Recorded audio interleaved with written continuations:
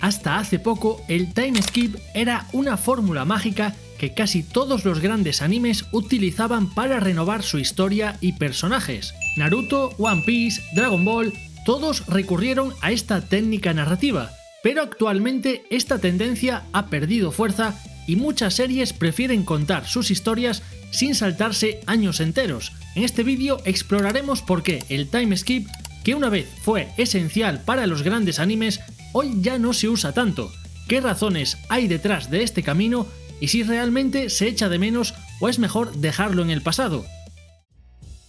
Seguro que alguna vez has visto cómo tus animes favoritos de repente se saltan años enteros de la historia. Eso que ves es el famoso time skip, un recurso narrativo muy popular en el manga y el anime. Básicamente, un time skip consiste en avanzar bruscamente en el tiempo, omitiendo meses o incluso años de eventos intermedios. ¿Por qué tantos autores deciden usar este recurso? Principalmente para mantener un ritmo ágil, saltándose esos periodos cotidianos o de entrenamiento que, seamos sinceros, podrían volverse aburridos muy rápido. Eliminando esta etapa intermedia, la trama puede volver justo cuando la acción se vuelve más intensa o cuando los personajes están listos para enfrentar desafíos mayores. Los time skip no aparecen en cualquier momento, suelen llegar justo después de un punto crítico en la trama, como una batalla épica o una pérdida importante, mostrándonos directamente las consecuencias a largo plazo de esos eventos. Además, hay una razón práctica y muy visual para hacer esto. Aquí es complicado mostrar el envejecimiento gradual de los personajes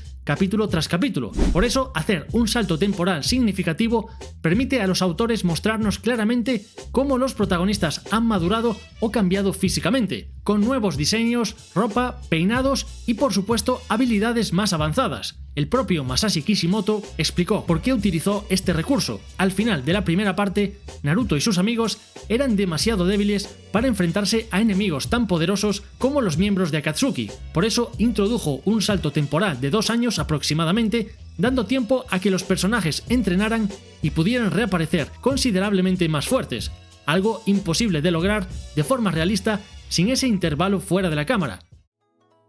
Aunque muchos asociamos automáticamente el time skip con animes modernos o grandes franquicias shonen, la realidad es que este recurso narrativo no nació precisamente con el anime o el manga. En la literatura y en el cine ya existía lo que conocemos como una elipsis narrativa. Centrándonos en el anime y el manga, ¿cuándo empezaron a utilizarse realmente estos saltos temporales? Una de las primeras obras animadas japonesas en usar de forma deliberada un time skip significativo fue una película llamada Anju Tozoshio Maru, estrenada en 1961 por Toei Animation y conocida como El Pequeño Guerrero. En esta película, basada en un cuento folclórico japonés, la historia empieza mostrando a 2 hermanos vendidos como esclavos cuando aún son niños, y de repente, tras un salto temporal, vemos al protagonista Zushio ya convertido en adulto, decidido a buscar venganza y justicia. Otro de los ejemplos más icónicos en el manga es Ashita no Joe, que comenzó a publicarse en 1968. Aquí, después de un evento traumático,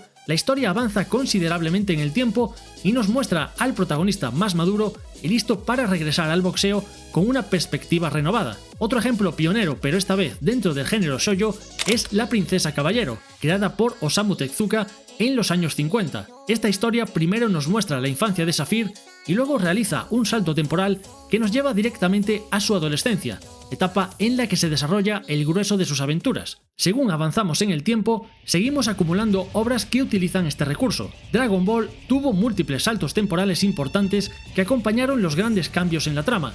Otro ejemplo clásico lo encontramos en El Puño de la Estrella del Norte. La trama dio un salto importante en el tiempo para mostrarnos cómo los personajes infantiles, Bat y Lin, crecían y tomaban nuevos roles fundamentales en la historia. Kenshiro, el protagonista, regresaba años después a un mundo distinto, encontrando a Lin y Bat como adultos liderando una resistencia contra otro régimen tiránico. Luego tenemos JoJo's Bizarre Adventure, una obra que lleva los time skips a un nivel extremo. Desde su primera parte, lanzada en 1987, JoJo estableció una estructura narrativa basada en generaciones. Cada saga transcurre en épocas diferentes y presenta a protagonistas distintos. Tenemos otro ejemplo muy querido de finales de los años 90, Digimon. Aquí el salto temporal ocurre entre temporadas. Al final de la primera serie, los niños elegidos regresan a casa tras cumplir su misión en el mundo digital. 3 años después, comienza Digimon Adventure 02, donde los personajes originales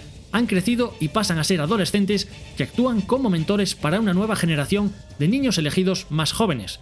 Shingeki no Kyojin también hizo un uso muy atrevido del time skip en su tramo final. Después de la batalla en las murallas y la llegada de los protagonistas al océano, la trama da un salto de 4 años. Cuando la historia regresa, todo es diferente. Eren y sus amigos aparecen notablemente cambiados, mucho más adultos, endurecidos y sumergidos en un conflicto global.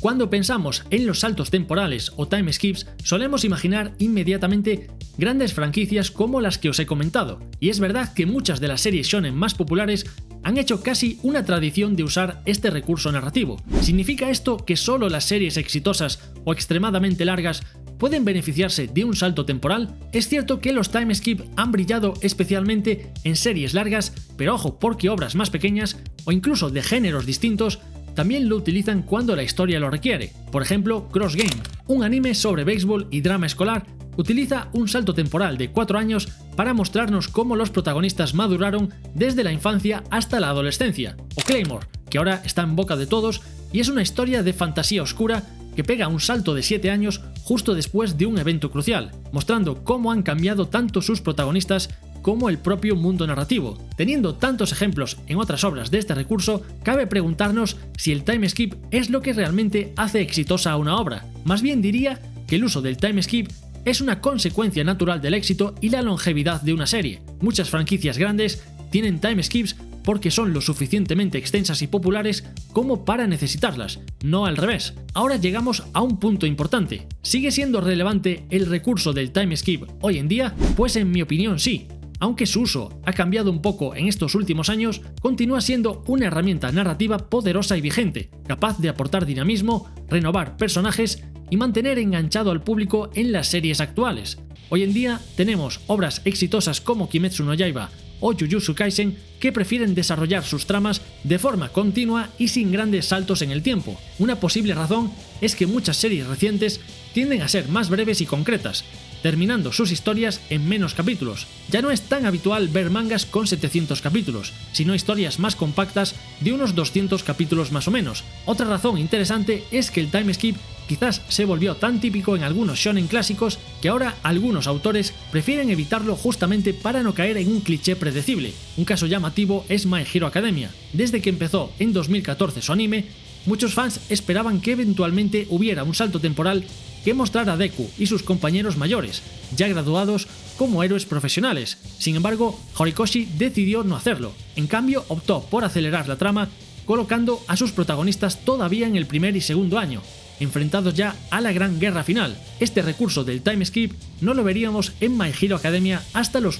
3 o 4 capítulos finales, dando un cierre un tanto polémico. También hay que destacar que hoy en día algunos autores prefieren reservar estos saltos temporales para epílogos o spin-offs, más que para el cuerpo principal de la historia. Esto ocurre por ejemplo en Boruto, que es directamente una secuela ambientada varios años después del final de Naruto, en lugar de introducir otro gran salto dentro de la trama original.